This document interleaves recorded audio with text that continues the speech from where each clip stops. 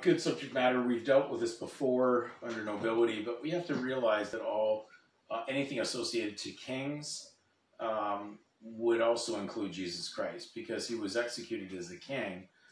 So truly, he was nobility. He was even in the concept of what we talk about monarchies. They have the rendering that the king can do no wrong, cannot sin, so to speak. So no, that we know in reality any man or woman can sin, but in the position that they hold there, they sit back in a godly position, or a godlike position, taking that the people themselves are making a choice to sin, as they sit back and say, well, we're just nobility, you've gone treasonous to us, so now you want these democratic positions, or these versions that are away from a king or a monarch to rule over you, leading back to the days of Samuel in the Bible. So we've gone over these things, so I'm not going to try to cover every last point, but it's amazing that a large nation like the United States of America have embraced at times through the Christian community that is within its realms, so to speak,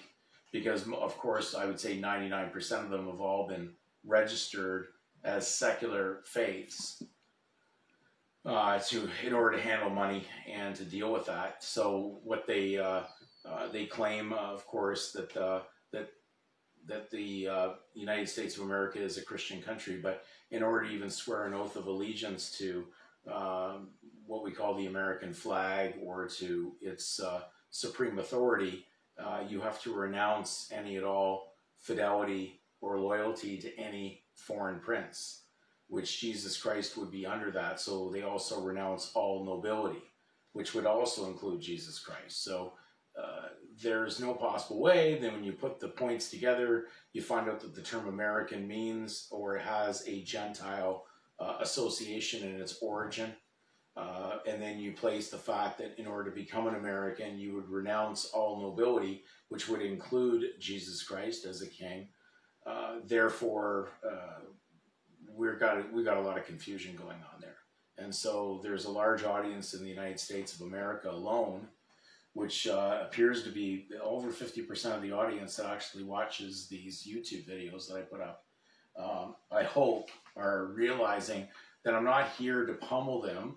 I will throw the book of God at them to get them to understand, because if they're claiming to be under this book, they better start reading it thoroughly to see that there is definitely things that will connect them to what is right and what is wrong, and you can't be on both sides. It's unique that the word, when we say Christian name, and we're talking about it in association or possibly an attemptive joinder with the legal surname, it will mention that it is distinguished from in definition. And the distinguished is quite a unique word.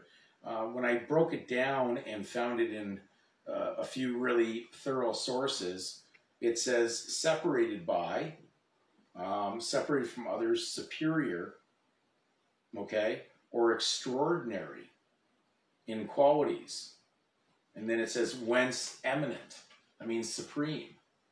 So the Christian name is supreme, but it's unique that when you take on the legal joinder, it takes on a lesser role because you blasphemed it and you now said that the legal world is superior to. That's like at the time of early Christianity, the Christians would not do that. They would not incorporate their God-given Christian name in with the Roman concept of civil corporate existence and title with the legal surname, so a fiction. So they, because they knew they would be saying that Caesar was greater than Jesus Christ. And therefore, when we look further into the word distinguishing, it says constituting difference or distinction from everything else, peculiar. Now we know that it said in Scripture that God chose a peculiar people. So they're not common.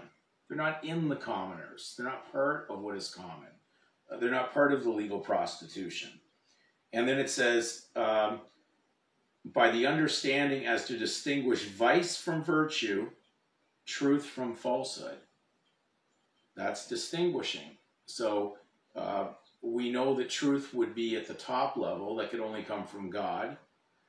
So it's not, shall we say, it's not hard to understand that the definitions warn you and tell you the difference between what is right and wrong.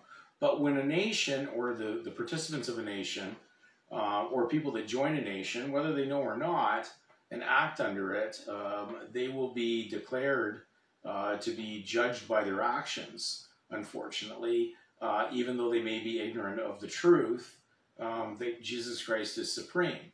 So therefore, there's not a single belief out there in the religious world, other than Christianity, that has a king, has an event that happened in the history that involved the Roman civil system that we use today to operate the legal system or law as we would know it. And therefore, and we're the only ones that have someone that stands there, is unblemished, and wiped out all legal debt. So we did a really decent video the other day that actually dealt with all the different versions that were dealing with Colossians 2:13 to 15.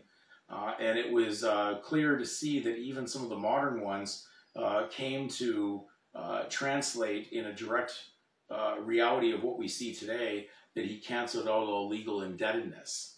So there is no legal indebtedness with people who believe in truth, because how could you possibly have fictitious liability and indebtedness when Christ wiped out all legal debt?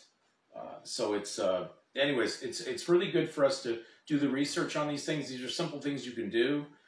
Check the definitions that you find, bring them down into a simplicity, go into a fairly decent dictionary, check them out, do word references, check to see where the word occurs in the Bible, and do references to that, and then see what your conclusion is after you've done a full due diligence. But without that, I know many people just react, and they'll send someone's a reaction in to a video because they don't have the due diligence in there, and then they're bothered by the results, and therefore they're ignoring that if they don't follow truth, they're going to be experiencing the consequences.